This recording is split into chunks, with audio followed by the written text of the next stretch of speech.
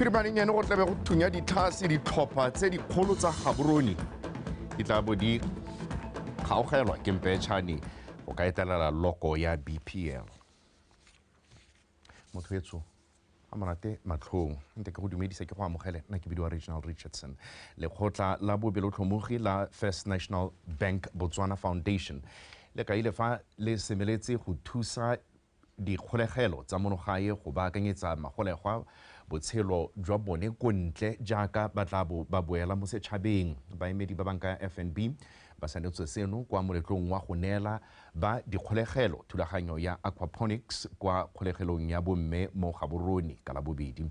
Ba re ba solofela gore e tla neela magolegwa a bomme bokgoni jo bo kgethegileng go ba thusa go nna le dikgwebo fa ba sena go gololwa mo kgolegelong. Solofelo Tombale ka pego. First National Bank Botswana Foundation ke nngwe ya mekgatlo e eteletsweng pele ke mahamo o ikemetseng ka nosi e arabileng kopo ya bagolwana ba dikgolegelo tsa monogae ya go thusa ka metlhale ya go tlhabolola ditlhaloganyo tsa magolegwa le go ba baakanyetsa go boela mo setšhabeng. Thulaganyo ya bošweng e ba e dirileng mmogo ka maikaelelo ao ke thulaganyo ya aquaponics e neng e le mogopolo wa baokamedi bangwe ba makalana a banka eo.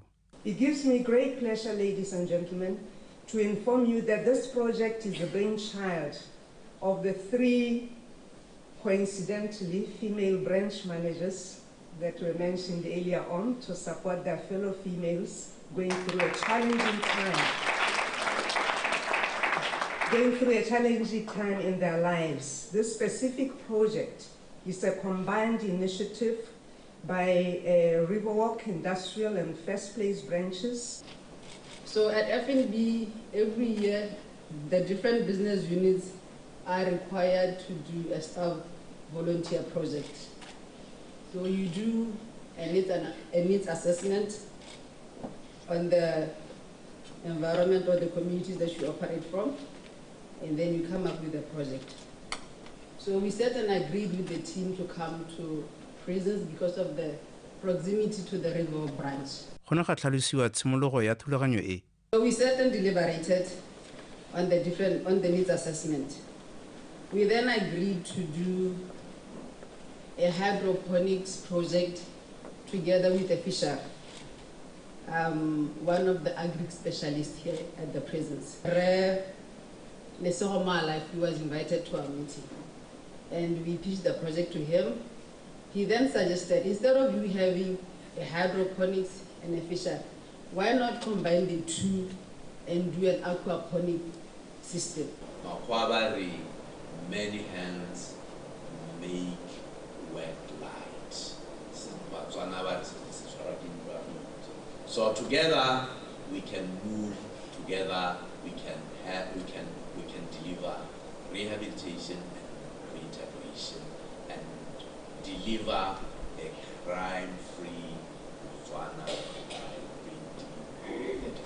Banka e ne ya senola fa mo thulaganyong eo ba kgone go rutlhontsa magolegwa a le mane le badiri ba dikgolegelo ba le bane go dirisa thulaganyo e ya aquaponics.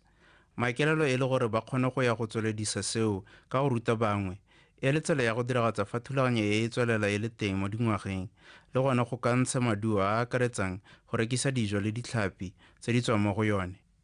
Solofelo Tombale, Botswana Television, Gaborone. Company ya banana ya sego sa letlotlo e ntshitse thobo ya bone ya ntlha ya temo ya ditapole tsa maemo a kwa godimo.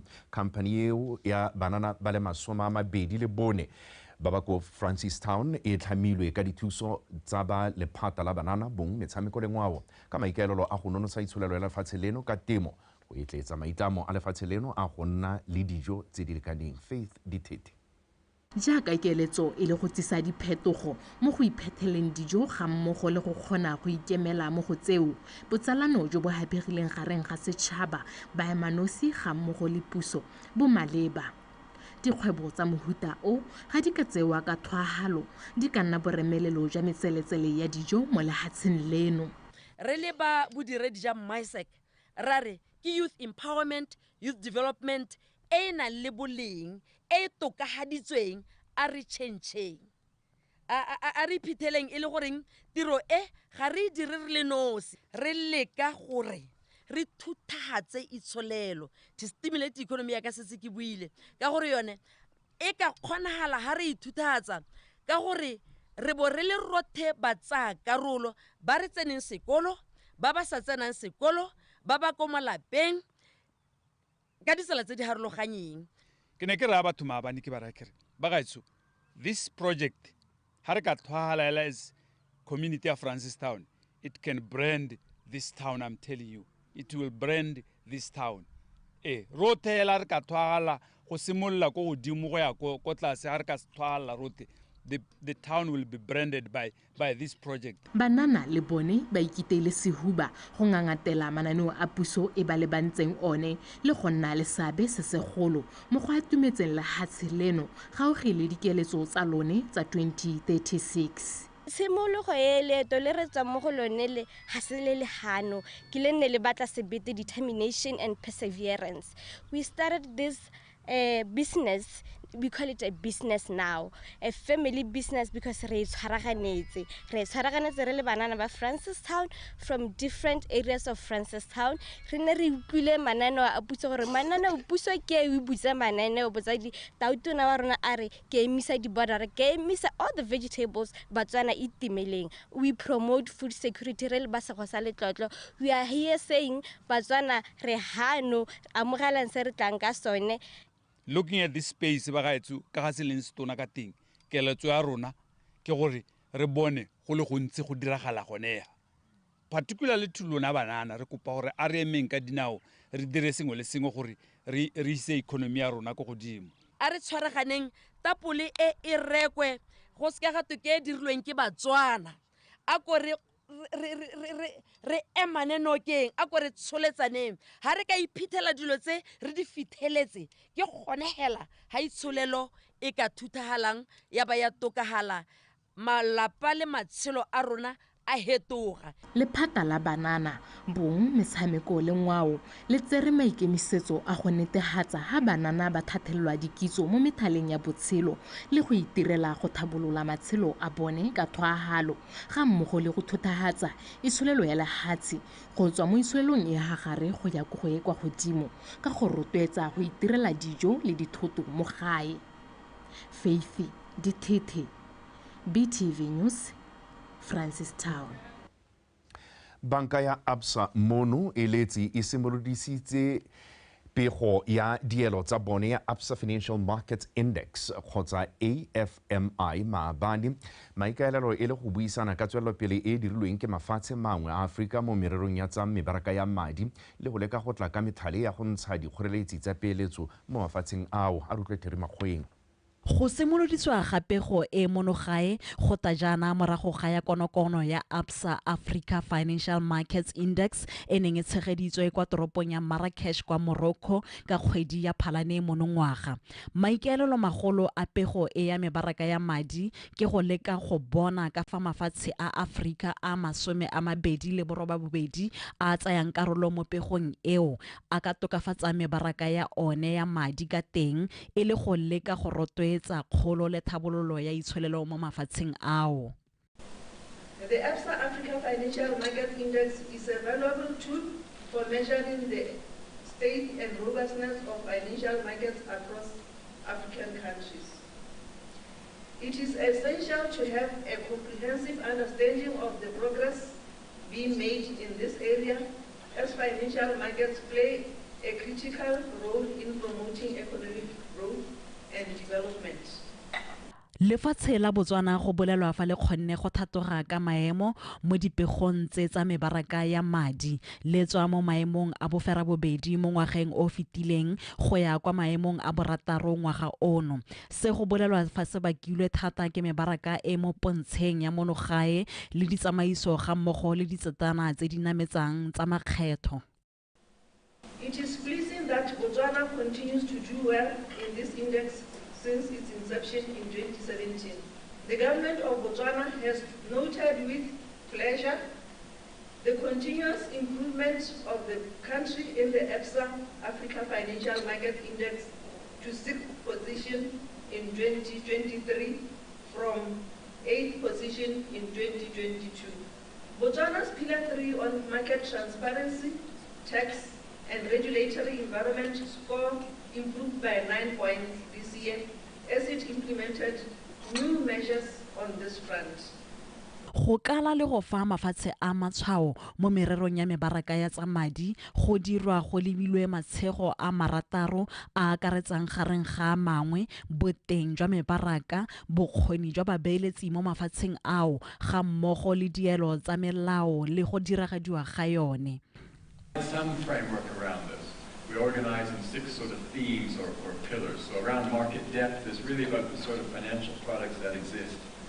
Access to foreign exchange, the second of these columns, is the price at which transactions happen. We reward countries that have more flexible exchange rate regimes. The third pillar is around some of the framework that we have here. So it's around market transparency, and that's about things like credit ratings, not only for countries, but credit ratings for corporates. Go dumelwa gore ba ba dira melawana ba kata ka ditsetana tse di thusang go rotloetsa go anama ga madi ka jana go supagetse fa ditsela tse di thofofetseng tsa go fetola ledi gareng ga mafatshe go thusa go fa mafatshe matshwao. Terry Makgoeng, Botswana Television, Gaborone. Mo kamela le kalana la Botswana Investment and Trade Center re ke le tsusitse o lebile a re go botlhokwa gore di-company di beeletse mo babereking ba tsone ka seo se na le seabe mo go ntsheng maduo ga tsone le go godisa itsholelo. Re o lebile o buile se ko moletlong wa go lemoga seabe sa badiri ba Morupule Coal Mine ba ba diretseng company eo sebaka sa dingwaga di feta 15 le go feta ko Phalape.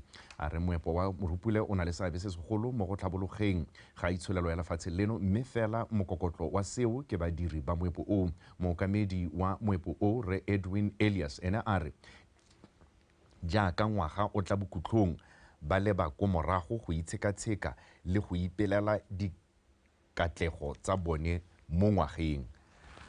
Infrastructure developments financed from the coal revenues include our roads, our cement industries, industries which rely on you, Makoro bricks, and Makoro bricks and tile, amongst others that we could mention. MCM, therefore, is a big contributor indeed to the country and to the country's development and economic growth. On the success side, we have indeed done exceptionally well as a business. We have so far concluded the construction of the A14 access road and the completion of the Matawa Legacy Project. This is one of the legacy projects that we are here today. We have what we call the proto room and the lab upgrades that have been completed. Merebone Jalo le plantain cha, the new parking spots go mining, the stores warehouse construction. Leone system ya rona in cha maranyane e re bitsang proto ke maiteko a mante thata, and I would like to acknowledge everybody who has participated towards those projects.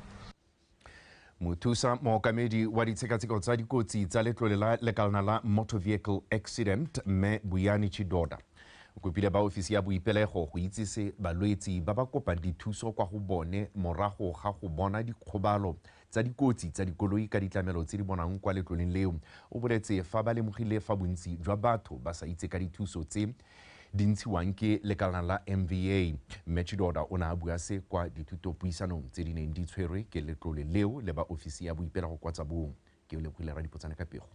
Maikaelelo a dithuto puisano tse ke go tokagatsa tirisano mmogo gareng ga MVA le ofisi ya boipelego ka go ba tlhalosetsa ka botalo ditamelo tse batho ba ba golagetseng mo dikotsing tsa dikoloi tse di hiwang ke letolele. MVA e thusa batho ba amilweng ke dikotsi tsa tsela ka madi a bongaka le tshidilo maikuto. A re lebelela kgaolo e re leng mo go yone ya tsa bong ke kgaolo e leng gore e bophara, so ga gongwe itlhela le gore ba go bona motho yo ko Khawa kana yo ko Kwisi kana yo ko Hereford go kgona go nna kgwetlho.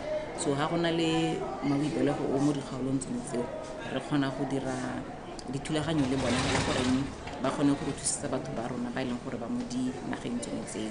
So e le re setse re itemogetse tokagalo hela thata mo di-area re ntse le go re setse re simolotse botsalano le di-social worker. Re na le seemo sa gore lekalano la NDA le direla ko le rona re ko re le lekalano la boipelego ka go council o tla re thusa gore re fokotse di seemo sa gore gongwe be re iphitlhela re thusa motho a le one re mo fa dithuso tsotlhe tse mo ka go tlwaelesegileng ka go bidiwa jalo go ke double DP.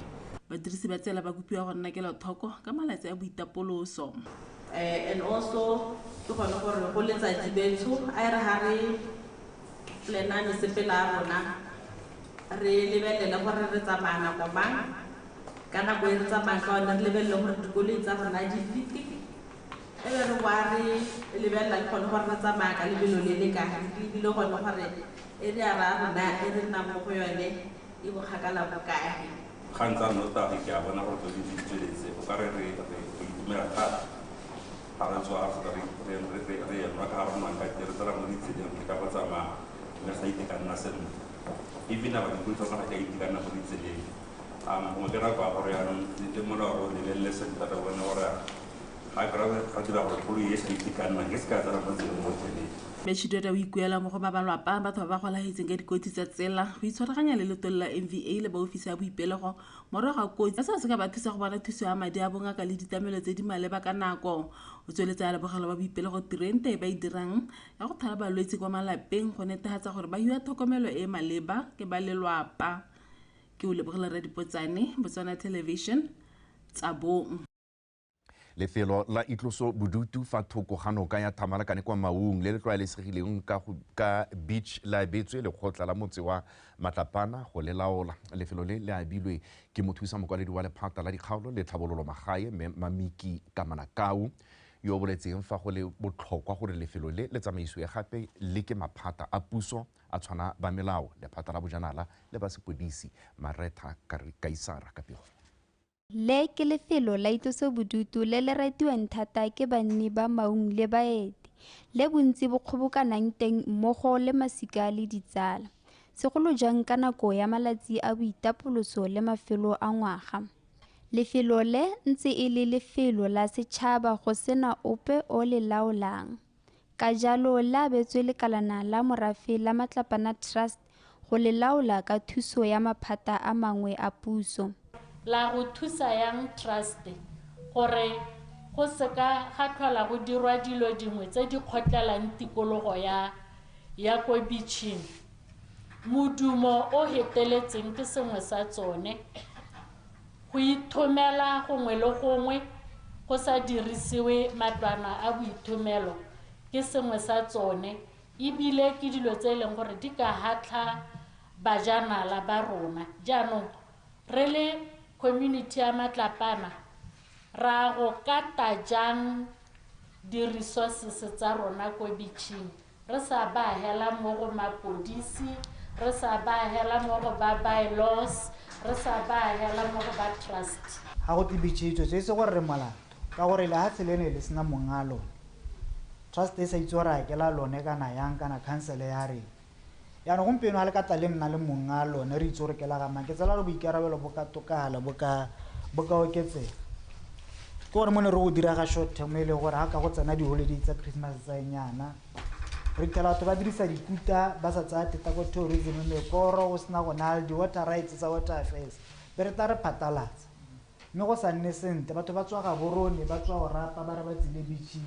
Lefelo le la Matlapana Beach go bolelwa fa le na le metlhale e mentsi ya dikgwebo ka go farologana. Diba tsene le gore ne le tsa council bogologolo a ile gore re ka batla go di dirisa re ka batla metsi gongwe trust e ka batla diphulu e ka batla eng sa go harologana gone gale le tsone yala ha re bone ra itse gore go tsenwa ga kae ga o tsena a le gore taela re dira di-toll gate kana re dirang ka re ga kolla trust le maphata a rona a moalo a fiscal penye gore go ka kgonega yang kone maitamo le maikelo a rona yana to etsa mind change gore a re hetoge ra akanye dilo ka bonako e seng mo nako e hitile ra akanye gore gompieko ke eng se re ka se dira re le community gore se re tswele mosola ngwa dilo tse ke di mo lebogela gore le di-trust tse tsotlhe o re hile 100% gore re own di-trust re bone go di-trust tsa rona re thusa marahe re se ka ra bahela mo go goromente. Matlapana Community Trust ba supile fa ba tla somarela lefelo le thata mme ba solofetsa go simolodisa tiriso ya lone mo nakong e sa fediseng pelo. Maretha Kaisara, BTV News, Maung.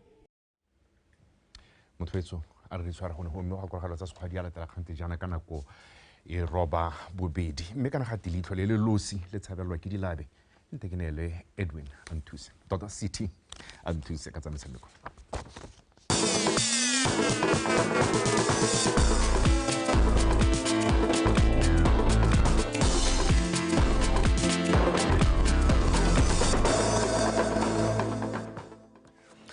Ke go lebogere se nako tota e ke a tsa metshameko mme di tla go wena jalo ka nna City ke a ga kwa re tsena ka tlhamalolo mo go tsone primaning eno go a go sha le go sala molora jaaka di sala mmapa ga Boron United le Township Rollers di tla bo di thulana mo motshamekong wa Botswana Premier League kwa lebale legolo la setšhaba di tlhopha ka bobedi di tsena mo motshamekong o tla simololang ka nako ya bosupa di kgaogangwa ke ntlha ele nngwe molokong re utlwe le diapoloko ka pego. Township Rollers ba tsena mo motshamekong o ba le kwa sethweng sa loko ba go kwantse dintlha di le 20. Popa ba fentse metshameko e le 3 ba tshameka maleka a mabedi le go latlhegelwa ke motshameko o le mongwe. Fela phenyo mo motshamekong o e ka ba bona ba oketseketa pele a bone kwa sethweng. Mokatisi Innocent Morapedi o tla ba beile mo batshameking ba tshwana monisi wa dino wa thwathwa Tsongele Segwala Meboy go ka ba thusa go fitlhelela seo. We are not playing for the debut, we are playing for 3 points. So whatever happens, let GU come. If they are good customers, they are going to give us our 3 points. I'm saying ours because it's our desire. I'm not saying that one in disrespect. And against GU, I think it will be a good game because at least we have trained. This game gave us a training session. Boron United mo letlhakong le lengwe ba mo maemong a bobedi ka dintlha di le 10 le bofara bongwe tse ba le boneng go tsweng mo diphenyong tsa 3 le maleka a le mangwe. Money Machine ba latlhegetswe ke motshameko o le mongwe ka dino tse 2 go e lengwe kgathanong le Orapa United. Mokatisi Pontsho Moloi o taba beile mo go thataone kgamanyane molao di tlhalefang ga mmogo le captain Mphogatswane go ka ba thusa go ka tsa dintlha tse di botlhokwa go ka nna le sebaka sa go totegela kwa setlhoeng sa loko. Hela sente gore ka gore mme tota hela re thokile motshameko gongwe jaaka motshameko wa rona o postpone wa mahelo a beke yone re tswa mo go yone e ne le ka seemo se sa laolweng ke ope re siame for motshameko wa laboraro re tla be re tsoga re heleletsa ipaakanyo ya rona ka moso and then be re ya go emela motshameko ka laboraro ga rena dikgobalo dipehela tse di rileng ga rena o pehela yo re mo misang kgotsa yo re mo thokang mo motshamekong go la boraro re tla tsoga re bona ka ikatiso ya bohelo ya ka moso ne hela go thokeng motshameko ga rona ga weekend tswa mo go yone ga ke dumele thata gore go ramile go tla ra mathata. Mo metshamekong e metlhano gareng ga ditlhopha tse United ba latlhegetswe ke o le mongwe le go fenya e le 3 ba fentse motshameko wa bofelo monongwaga ka dino tse 2 go lefela.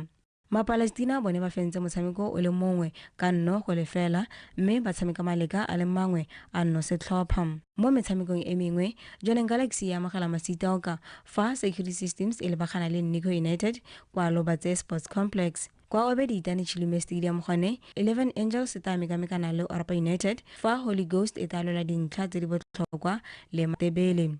Metshameko eo e ka nako ya bone mo tshokologong fa wa Gaborone Derby one o le ka nako ya bosupa bosigo. Lydia Poloko, BTV Sport, Gaborone. Mejano fa re gatela pele e le tsela nngwe ya go tlhatlhelela banana maele a motshameko maele tota a motshameko wa boletloa ba sale ba botlana le kgotla la Botswana Netball Association ke gore bona le tshwaragane le la Botswana National Sports Commission BNC a tshwere katiso kwa toropong ya Johannesburg Tlamela Montshusi. Ikatiso eo e tsone ke bana ba ba ithutuntsang ka motshameko o wa re ba bona ha center go tswa kwa Maung ba le 25 ba le 17 ba Mogoditshane Center of Excellence go tswa kwa sekolong se segolwane sa Mogoditshane ga mmogo le ba mo Johaneng.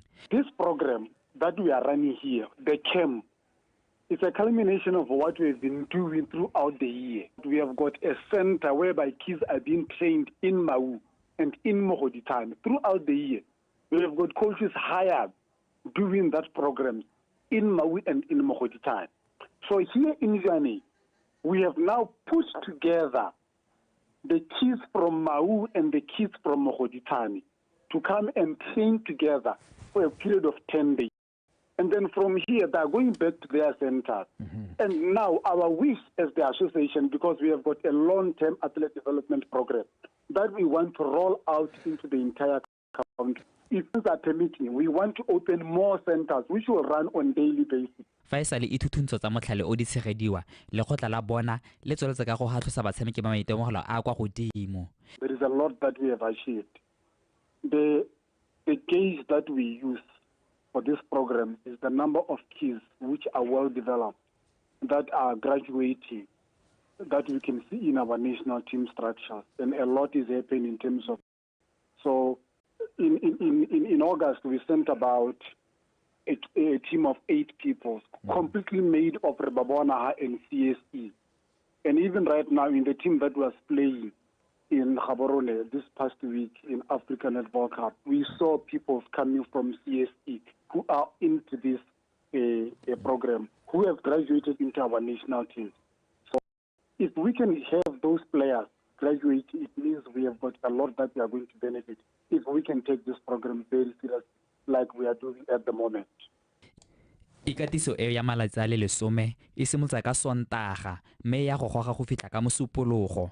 Maikaelelo ke gore ikatiso e tshegediwe ngwaga le ngwaga go leka jalo go godisa motshameko wa boletloa go tswa kwa moding. Tlamelo Montshosi, BTV Sport, Gaborone. ha re di garela batshameki ba lefatshe la Nigeria Victor Osimhen le Asisat Oshola ba ne ba tsabakela kwa moletlong wa kabodi a tsela wa lekgotla la Confederation of African Football ke gore CAF ba gapa ditlotla tse dikgolo. Osimhen yo o tshamekang kgwele ya dinao kwa lekeng ya Serie A kwa setlhopheng sa Napoli o gapile tlotla ya motshameki o ga isitseng botlhe wa borre fa Oshola yo o tshamekang kwa setlhopheng sa Barcelona a phamotse ya bomme mo Afrika Borwa Desiree Ellis yo katisa setlhopha sa banyana o gapile ya mokatisi o ga isitseng wa mme a fenya jalo lekgetho la bone. Walid Regragui yo katisa setlhopha sa Morocco o dule ka ya mokatisi o ga isitseng wa rre morago ga go isa the Atlas Lion kwa se ka makgaola kganyeng a kgaisano ya sejana sa lefatshe e neng e tshegeditswe kwa Qatar. Tseo e le tsene re go tshwaretse mo nakong ya gompieno re tla ba re kopana gape ka nako e roba bobedi mo nakong ya gompieno a re lebe jaanong seemo sa loapi.